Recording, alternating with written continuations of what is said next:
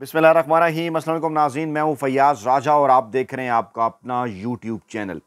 इसको साफ और वाज़े इशारा कहें या फिर बिलवास्ता पैगाम, पाकिस्तानी इस्टेब्लिशमेंट ने काजी फ़ाइज़ ईसा और शहबाज शरीफ को टिशू पेपर की तरह इस्तेमाल करने के बाद अब इनसे जान छुड़ाने का वाज़े इशारा कहें या पैगाम करें वो दे दिया, फैसला कर लिया और काजी साहब नई नौकरी नहीं हासिल कर सके क्योंकि अब आईनी अदालत तो बनने नहीं जा रही पाकिस्तान के अंदर और उनके आईनी कोर्ट का सरबराह बनने की ख्वाहिश भी पूरी नहीं हो सकी। मगर इसके साथ साथ अब शहबाज शरीफ जो इस मुंतखब हुकूमत के वज़ीर-ए-आज़म हैं उनसे भी जान छुड़ाने के अमल का आगाज़ हो गया, जिसका वाज़े नतीजा अगले चंद दिनों में आपको नजर आ जाएगा। नया चीफ जस्टिस कौन होगा, मतलब कि आईनी तरमीम होने के बाद भी अभी तक ये कन्फ्यूजन क्यों कर बरकरार है, क्योंकि हुकूमत की जानिब से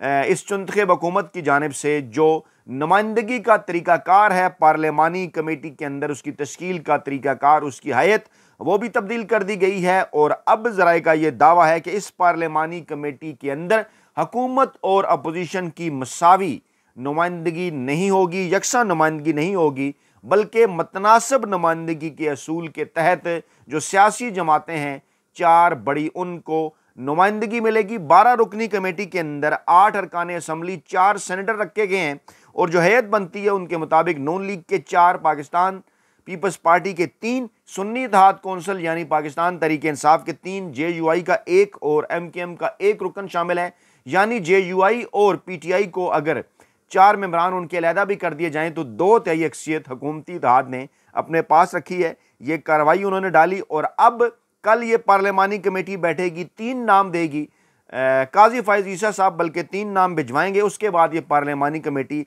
इसके ऊपर जो है वो फैसला करेगी। लेकिन इससे पहले कुछ बड़ी और अहम तरीन डेवलपमेंट्स हैं जो कि इस जानिब इशारा करती हैं कि क्योंकि नून लीग के पास किसी किस्म का कोई बयानिया नहीं, पाकिस्तान पीपल्स पार्टी के पास किसी किस्म का कोई बयानिया नहीं, इस्टेब्लिशमेंट के पास भी कोई बयानिया नहीं और इमरान खान और पाकिस्तान तहरीक इंसाफ वाहिद ऐसी सियासी जमात जिसके पास अवामी बयानिया मौजूद, और ऐसा गुज़श्ता 75 बरसों में पहली मरतबा हुआ कि तमाम तर कोशिश के बावजूद, माफिया हैंडलर्स और सहूलतकार इस्टेब्लिशमेंट की मदद के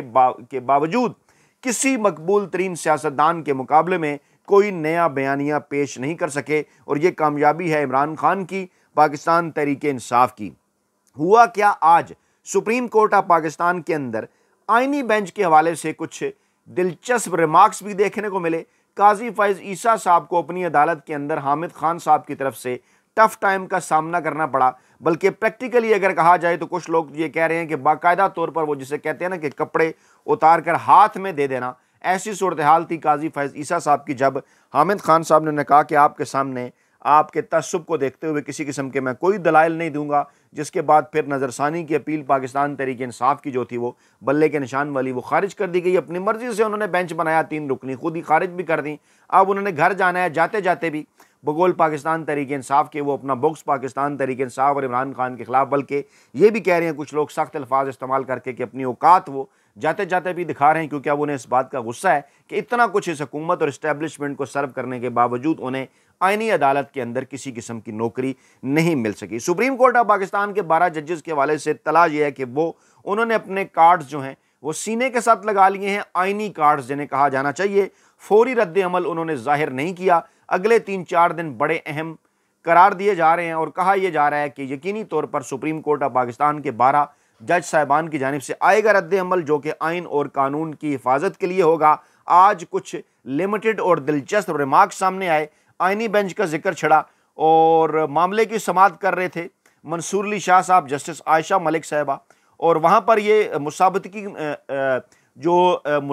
कमीशन है, कंपटीशन कमीशन, उसका ये केस था, उसके मुतल्लिक जनाब समाअत हो रही थी तो 26वीं आईनी तरमीम का जिक्र भी आ गया। मंसूर अली शाह साहब और आयशा मलिक साहब की तरफ से कुछ रिमार्क सामने आए। मंसूर अली शाह ने मुस्कुराते हुए सवाल उठाया कि क्या ये केस अब आईनी बेंच में जाएगा, ये हम भी सुन सकते हैं। ये भी कहा कि अब लगता है सुप्रीम कोर्ट में ये सवाल रोजाना की बुनियाद पर उठेगा कि किसी केस आम बेंच सुनेगा या आईनी बेंच सुनेगा, और बड़े मानी खेज अंदाज में वो मुस्कुराए।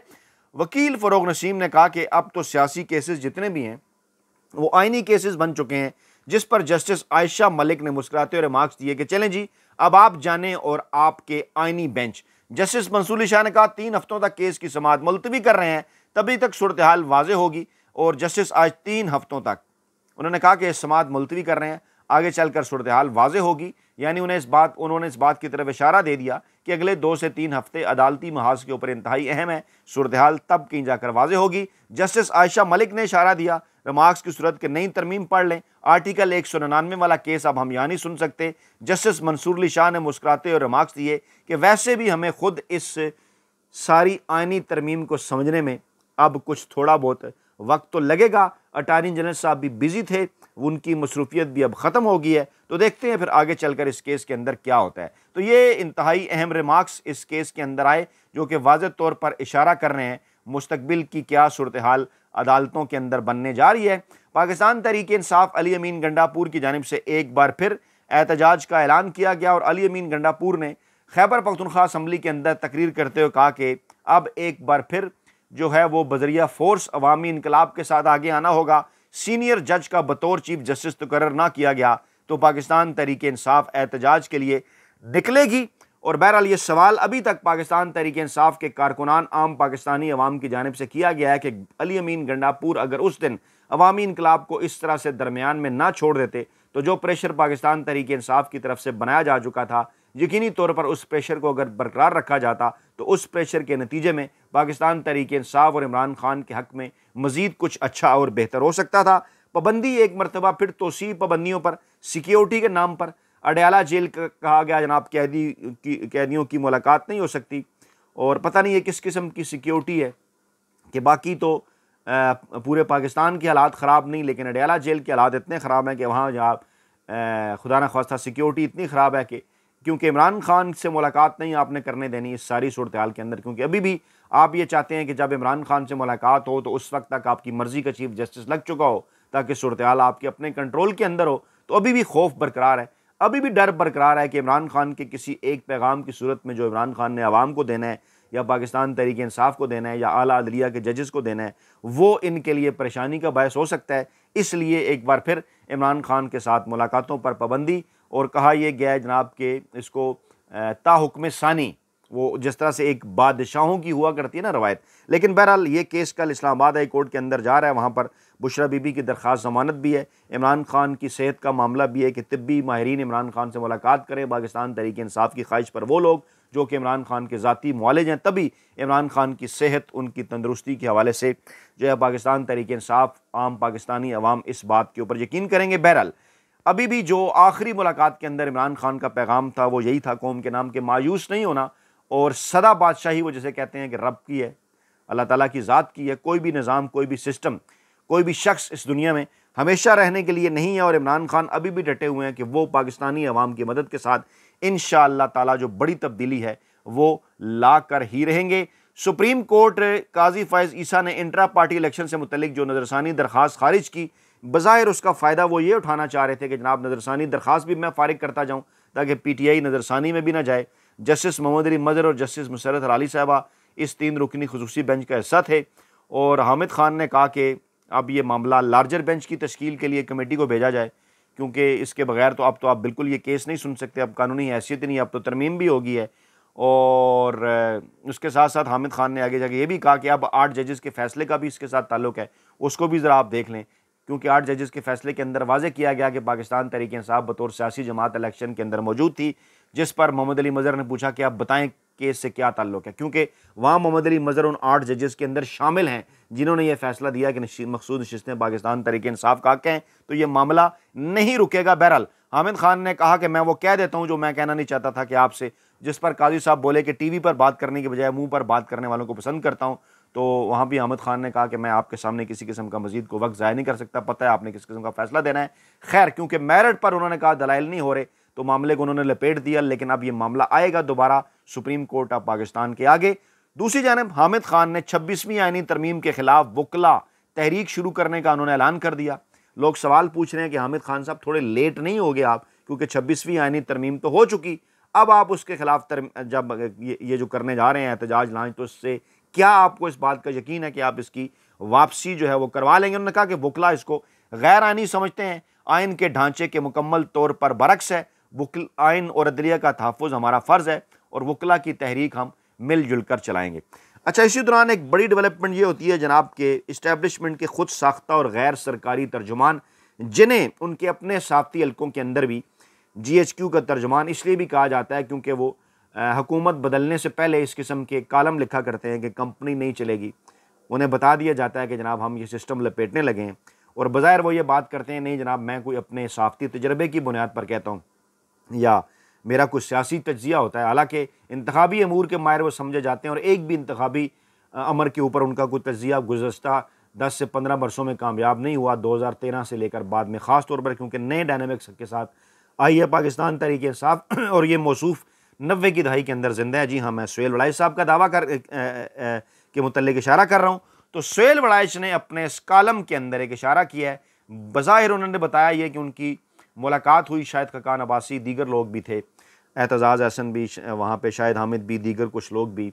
और ऐसे लोग जो कि सोच रहे हैं, पाकिस्तान का दर्द रखते हैं कि क्या होना चाहिए। और शायद खकान अब्बासी ने कहा कि कुंजी जो है पाकिस्तान के इस्तेकाम की वो पिंडी में बैठे हुए एक शख्स यानी इशारा किया आर्मी चीफ की तरफ, और फिर कहा अडयाला जेल में एक शख्स यानी इमरान खान की तरफ उनके हाथ में है, लेकिन बज़ाहिर उनके दरमियान सुलह का कोई ऐसी चीज़ें जो है वो नज़र नहीं आ रही। आगे चलकर सुहेल वड़ाइच साहब ने जानिब इशारा किया जो कि डेफिनेटली ये इशारे उनको कहीं से पहुँचाए जाते हैं, और जिसमें उन्होंने कहा कि आगे चलकर वो कौमी हुकूमत देख रहे हैं क्योंकि अब पाकिस्तानी इस्टेब्लिशमेंट अदलिया की, वो कहते हैं ना कि मंजी ठोकने के बाद, इस सियासतदानों की मदद से अदलिया की मंजी ठोकने के बाद, अच्छा अब कुछ लोग ये कह रहे हैं कि इनका अपना फ़ायदा हुआ है इसके अंदर, और कैसे होगा जनाब देखें, अब तो पार्लियामान के पास इख्तियार आ गया, किस तरह से अब कोई इनके अलावा चीफ जस्टिस का तकर्रर होगा या कोई ऐसी हुकूमत आ सकेगी पाकिस्तान में जिसका जमहूरियत से ताल्लुक़ ना हो। तो ये बंदोबस्त आप समझिए कि सरेदस्त सिर्फ इस टेन्योर के लिए है। आगे चलकर हम जैसे मजदूर साफ़ी इसके अंदर मज़ीद तब्दीलियाँ भी देख रहे हैं। इस टेन्योर के लिए क्यों है? क्योंकि सबको इस बात का अंदाज़ा है कि काजी फ़ाइज़ ईसा साहब से तो काम जो लेना था ले लिया जा चुका, एक्सटेंशन उनकी नहीं हो सकी, पहले मामले के ऊपर नाकामी होगी, ने आइनी कोर्ट बन नहीं सकी, ना ही एक्सटेंशन हो सकी। अब अगला मामला है इस्टेब्लिशमेंट के जो मौजूदा सरबराह उनकी नवंबर 2025 के अंदर, क्योंकि नई तैनाती होनी है आर्मी चीफ की, तो उनकी एक्सटेंशन का मामला भी है। और कहा यह जा रहा है कि ये जो सियासतदान हैं क्योंकि अपना अपना वो कहते हैं ना अपनी अपनी गेम कर रहे होते हैं, तो कुछ लोगों का ये दावा है कि शायद एक्सटेंशन अब कार्ड्स के ऊपर ना रहे इनके पास। ये अपने तौर पे समझ रहे हैं कि हमने इस्तेमाल कर लिया इस्टेब्लिशमेंट को, इस्टेब्लिशमेंट समझ लिया, उन्होंने इस्तेमाल कर लिया। तो अब बज़ाहिर ये नज़र आ रहा है कि इस आइनी तरमीम के करवाए जाने के बाद शहबाज शरीफ साहब की मज़ीद कमज़ोरियाँ, कोई बयानियाँ उनके पास नहीं है, कोई उनकी कारकर्दगी नहीं है, मुल्की इदारे भी, आलमी इदारे भी इसके ऊपर बात कर रहे हैं, तो आगे चलकर मज़ीद उनकी कमज़ोरियाँ वाज़ेह होंगी। और बकौल सुहेल वड़ाइच साहब के, वो जो कहते हैं कि पाकिस्तान तहरीक इंसाफ जब उनके ख़्याल में जब ज़्यादा मजबूत नहीं रहेगी आगे चलकर, जब उनका ये ख्याल है, तो फिर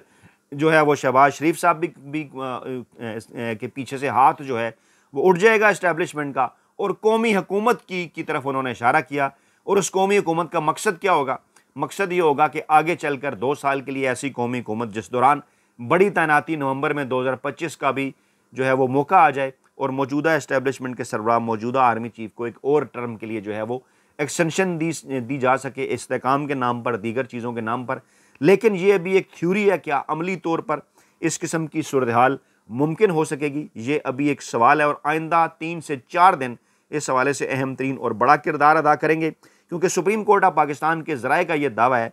कि वो रद्द अमल जिसकी तवक्को सुप्रीम कोर्ट ऑफ पाकिस्तान के जज साहबान की जानिब से एक फौरी रद्द अमल की तवक्को की जा रही थी, ऐसा नहीं हुआ, फौरी रद्द अमल नहीं आया, क्योंकि अभी कुछ चीज़ें इस आइनी तरमीम के अंदर वाज़ेह नहीं हैं, समझने वाली हैं। जमात इस्लामी ने भी आज कह दिया कि हम इस मामले को देख रहे हैं, चैलेंज करेंगे। पाकिस्तान तहरीक इंसाफ भी इस मामले को देख रही है, चैलेंज करेगी।